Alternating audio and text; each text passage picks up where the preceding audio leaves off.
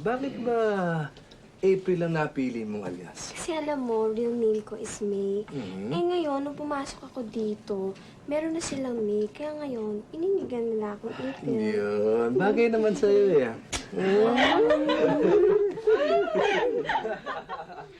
Ay, nako. Ikaw, Ruben. Screen name din ba yan? Oo, sa totoong buhay, Esmeralda di Magiba. Kaya lang, ang Esmeralda, Emerald yan, di ba?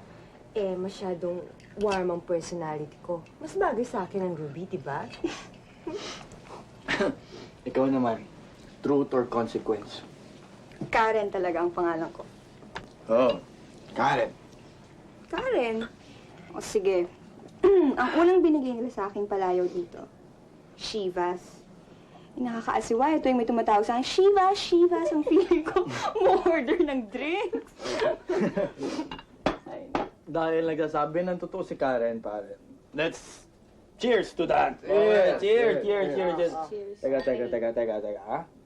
Ano yung iniinom mo? Tapon. Iced tea. Teka lang, ha?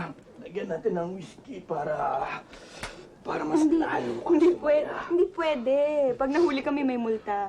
Tsaka, masaya naman ako kahit hindi mo ako lasingan, di ba? Ano ba naman yan?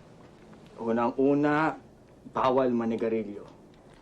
Pangalawa, bawal uminom. Ano to? Kumbento?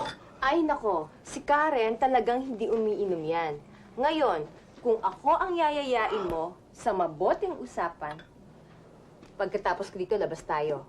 Pamorningan tayo. Tingnan ko kung mapapatumba niyo ako. Okay, call! Oo, sige.